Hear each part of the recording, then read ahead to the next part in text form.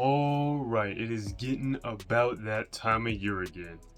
Baseball season is back. It's March. We're going into April. It is time to hear the popping of gloves and balls coming off wooden bats or metal bats if you're into college baseball. But today, we're talking about the Detroit Tigers. And if you're a Tigers fan like me, and this is a Tigers video, so you probably are, it feels like baseball season's back a little bit sooner, right? I don't know about the rest of y'all. I mean, the offseason still feels kind of long. I mean, for any sport it does. But still, it felt a little bit shorter, and I do think that is because of our beautiful postseason run where we were this close to the ALCS. Stephen Kwan still did not catch that baseball. I will be saying that till the day I die. He did not catch that baseball. It hit the ground. That's a terrible call.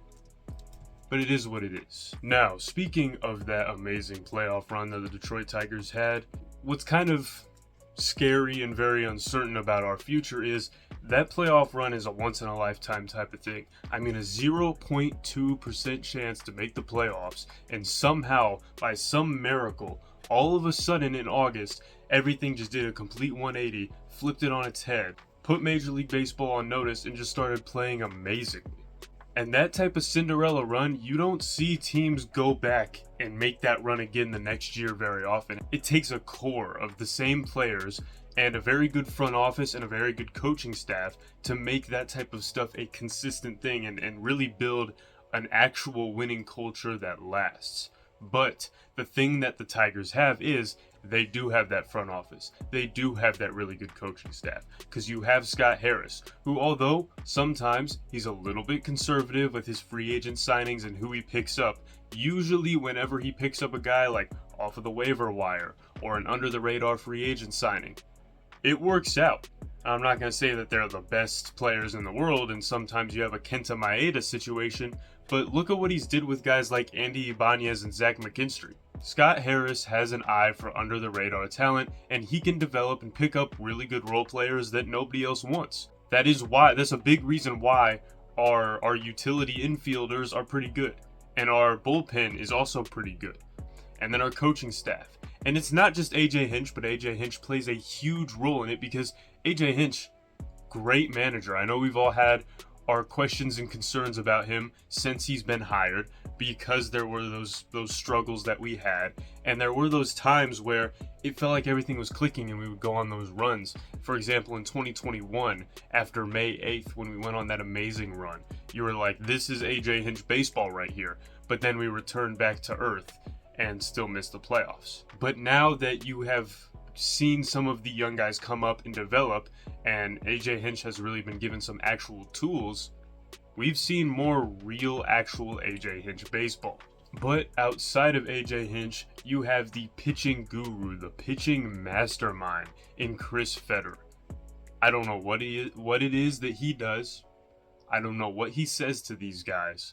But he might be one of the best pitching coaches that the Tigers have ever had.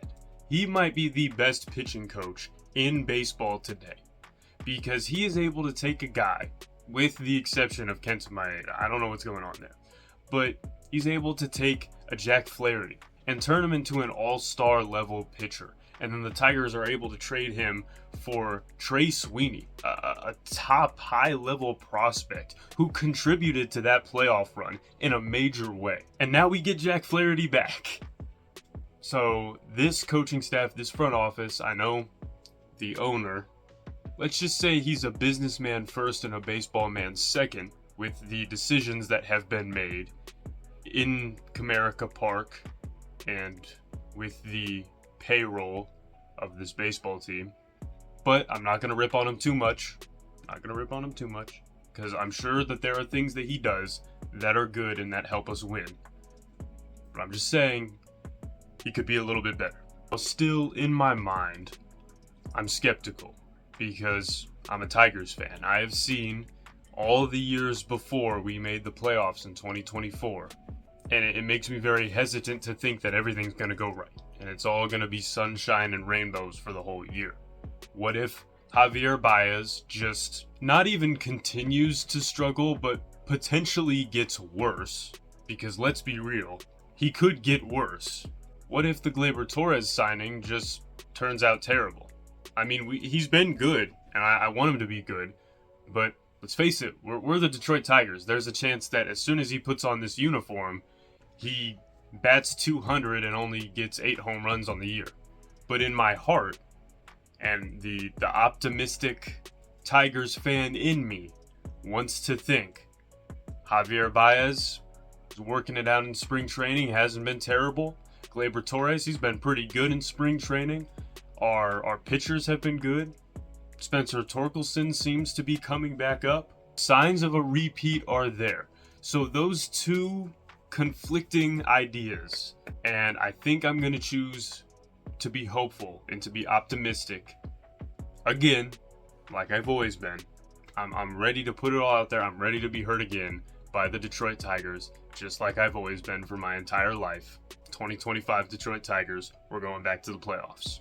But what do we need to do to get back to the playoffs? Because there are other teams in our division that are gunning for the playoffs. I mean, everybody except for the White Sox is trying to make the playoffs. The Twins, the Royals, the Guardians, and the Tigers, all 4 of those teams are having hopes and aspirations of not just making the playoffs, but winning a World Series. So how are the Tigers going to compete with that?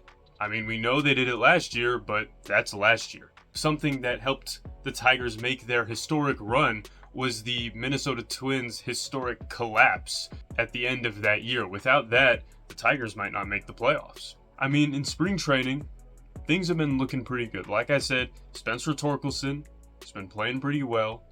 Casey Mize, another former struggling first overall pick, has been looking pretty good so far in spring training. Now, Jace Young did get sent down. And not only does that give us a problem at third base with now Young being sent down and Matt Vierling being hurt, but it also really concerns us with his development because it was looking like he was going to make this team. Like he was possibly going to take maybe Zach McKinstry's spot, who's another guy who's kind of been struggling in spring training. So it's really concerning on all fronts, but I still have hope. That's still my dog. I still think Jace Young can be a very good baseball player. This is just a speed bump on his journey. I'm not giving up hope, but it really does not help us here for the start of the season at third base. And then also Wenceel Perez has been struggling, but he's also had a very limited number of at-bats. So I don't think we should overreact or act like he's not a major leaguer anymore. But other than that, a lot of our players they've been doing good. It is spring training. I understand that. When we get into the regular season, completely different animal. Especially with our season starting against the Dodgers. Could Javier Baez, I'm not going to say he's going to be back, could he carry a 225 average? Could he give us double-digit home runs? Can he continue to be I know there's some controversy with this statement, but I still think that Javier Baez is a very good defender. I still think that his glove is made of gold, and he is a positive on that side. But our pitching staff, oh my goodness, our pitching staff, not just the starting rotation, but our pitching staff as a whole, starting rotation, bullpen, everything, might be one of the most complete units in all of baseball. Now, I do want to say this on the Alex Bregman situation because I feel like a lot of Tigers fans, especially with the situation at third base right now, are going to say we should have just gave Alex Bregman everything he wanted. We should have just signed him at all costs. While it would have been nice to have him at third base, while his bat could have been all-star level and really helped get us over the hump, he doesn't want to be a Detroit Tiger. He doesn't want to live in Detroit. He doesn't want to be a part of this community. Do we really want to have a guy like that in the clubhouse? I mean, a lot of this team is built on chemistry and just an insatiable thirst to win baseball games. If Alex Bregman doesn't bring that, and if he doesn't want to be in Detroit and he doesn't embrace Detroit as a city, why do we want him? If he doesn't want to be here, I don't want him. Could be a crazy thing to say, but I don't think it's that bold of a statement considering how this team is put together. A big thing that the Tigers do need to do is not get off to a slow start. Now, last year, I know they were the last undefeated team in baseball, but after that, they kind of sputtered and just existed and went through the motions until we had that huge comeback in August. And it's regular for AJ Hinch teams to do that. If you've watched the Tigers since AJ Hinch has took over, you know, post All-Star break Detroit Tigers is always better than pre-All-Star break Detroit Tigers. And for whatever reason, we always have some type of surge in July or August or September, and it gives you a little bit of hope we're going to make the playoffs. And then usually it dies out. Last year it actually happened and we made the playoffs. So as long as the Tigers are within a few games of a playoff spot, really as long as the Tigers are within 10 games of a playoff spot by August, they have a chance to make the playoffs. But I would just like to see them, just for my enjoyment, just so I don't have to stress about this team choking it away. How about we be in a playoff position by June? We as fans can sit here and be in March talking about the playoffs, but for the players, they need to be where their feet are. That's a huge thing. I think we all heard AJ Hinch talk about it. Take it one game at a time. We can't be thinking 5 steps ahead when you still have to take your first step. And I'm sure the coaching staff is already telling them this. I'm sure they already know it. But that's what needs to happen. They just need to take it one game at a time, because there's 162 of them. It's a long season, so don't get too high on the highs and don't get too low on the lows, because then you're going to be burnt out by May 15th. Just play Detroit Tigers baseball. Be gritty, be scrappy, be excited, be energetic. We might not make the playoffs, but you know what? Don't be boring. Whatever you do, if you're going to miss the playoffs, if you're only going to win 70 games, whatever. But don't be boring, because one thing about the AJ Hinch Detroit Tigers is that they are never boring. I'm not going to sit here and say, yep, we're making the playoffs. I'm ready for us to make the playoffs. I think we can make the playoffs, but I'm not going to sit here and tell you the Detroit Tigers are going to make the playoffs. What I will tell you is, though, they've got a really good shot. If they play their cards right and stay relatively healthy, and the young guys keep on improving. I mean, imagine if Justin Henry Malloy just pops off. Imagine if Trey Sweeney just pops off. This team could be so good. This team could be so good. But anyways, I'm Limitless Pools. I'm going to catch y'all next time. Think what you get the mix right, nigga, put it in the blender. Hell yeah, I'm Wingstop. Jump on the chicken tender. It's like the beef with energy and water like Kimber. Hey, turning looking like dinner. It's like I got the bag, boy or girl.